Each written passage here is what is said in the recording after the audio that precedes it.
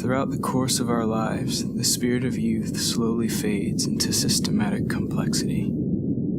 A vivacious and wandering spirit, once full of color and life, becomes a dull, monotonous tone.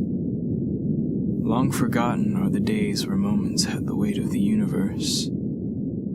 Far gone are the romantic melodies of the curious mind, and most of all, the beauty of the simple is lost in the blaring static. The voices that flood our lives and govern our thoughts now drown out our own imaginations. There is but one voice that rings out against the clutter, one song that rises against the faded gray, the cure for a fading world, a call for enterprise and excitement, the experience.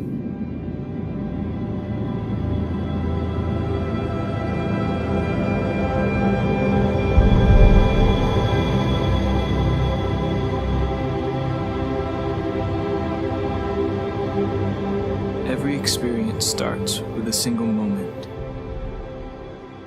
a spark of inspiration that rises from the depths of our being and grows into shimmering light. A spark becomes a sensation becomes a suspension becomes an experience.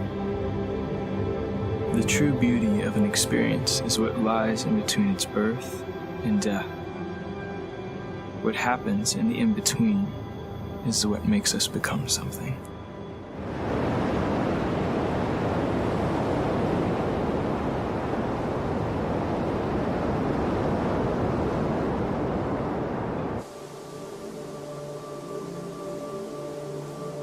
I knew a feeling like that once.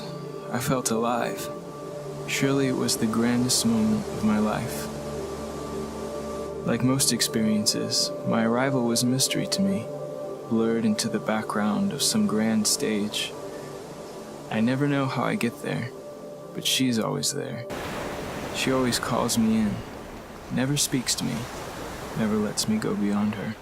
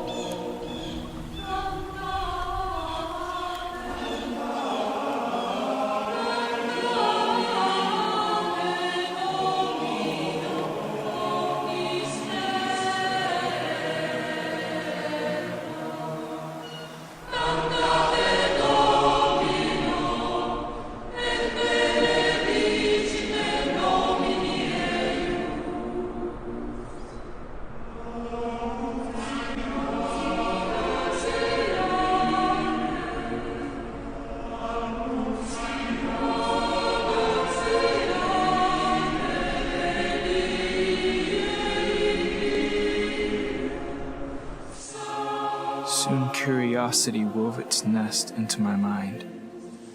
The more I experienced, the more deeply it grew into me.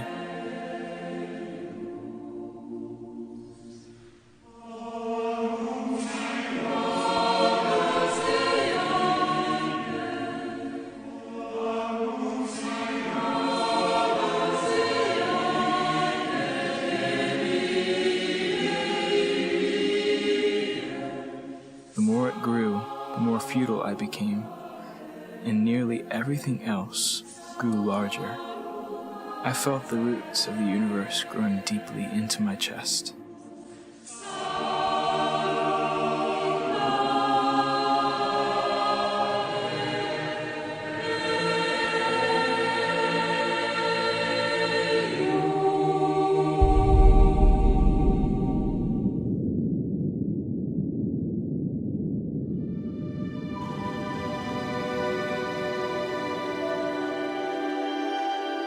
My mind often brought me to the tallest of trees, strongest of life, subject to death, in sacred preservation anxiously awaiting their fulfillment.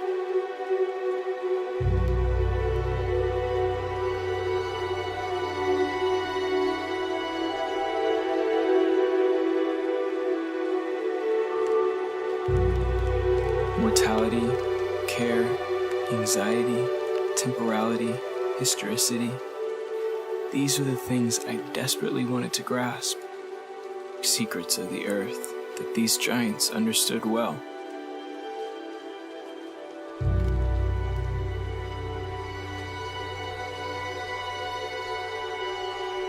I had arrived, but she was there again, keeping me from my answer.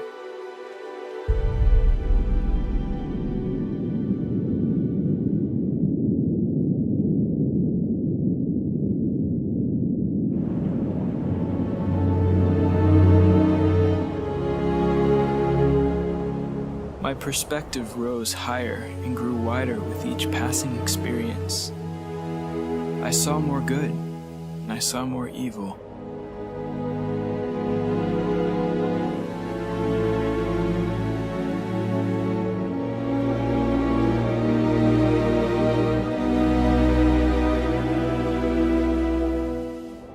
The frequency of these explorations increased as I grew, forcing me to reflect as I experienced. My mind dehydrated, unable to drink in the moments like it once did.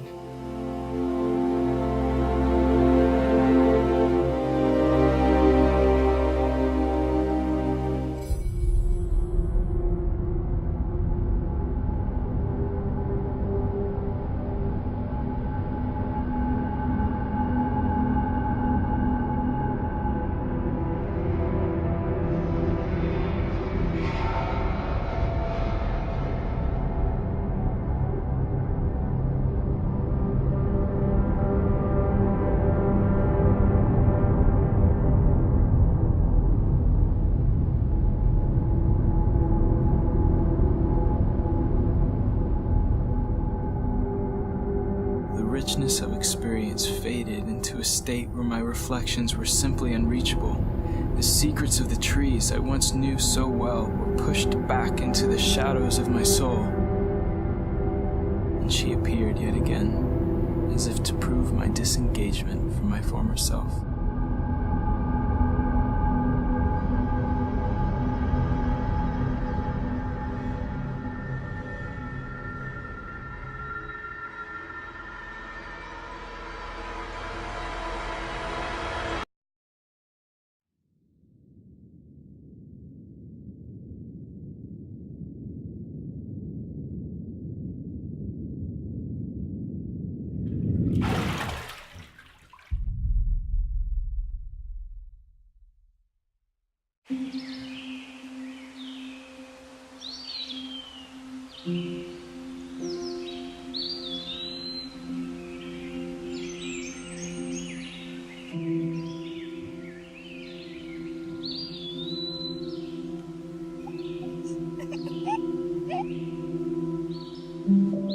Withdrawal found me breathless with exhaustion and brought me here.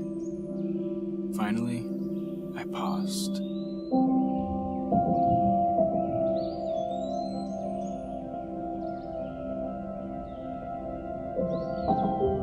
This little beating heart battered against the dark fortress that surrounded mine.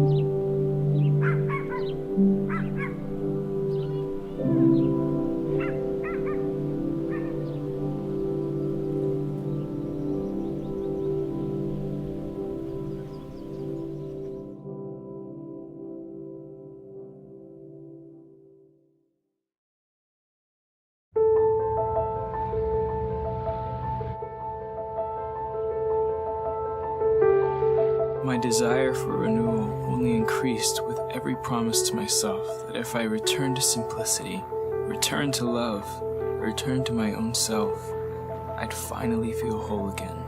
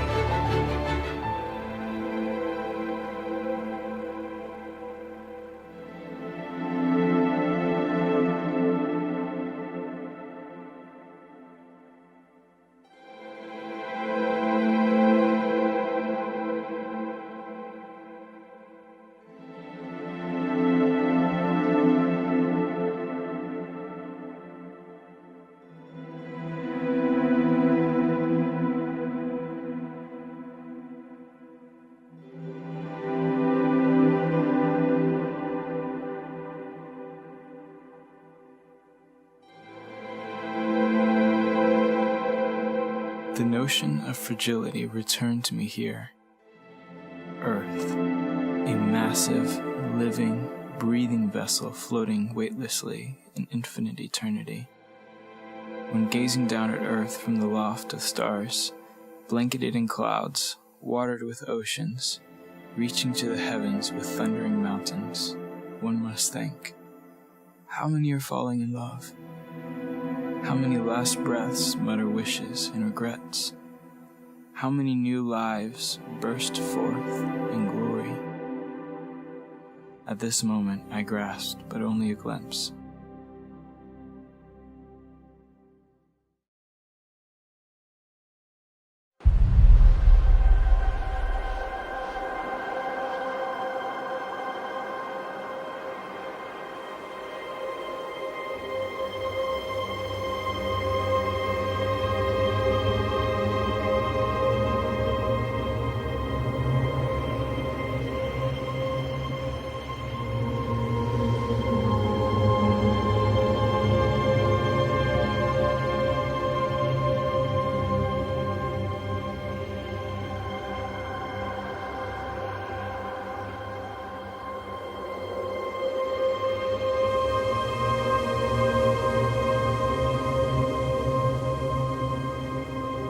The body is a perfectly beautiful structure, ruined by weakness and futility.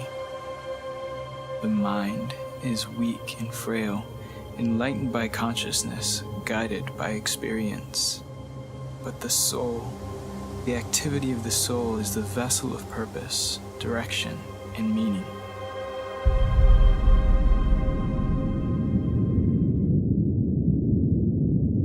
My arrival here yet again a mystery to me. I found the direction of my consciousness interrupted by her. What was keeping me from moving past her? What force did she hold against me? With all my might, I tried to arrive without her. I tried to be without holding on to anything else. I tried to exist.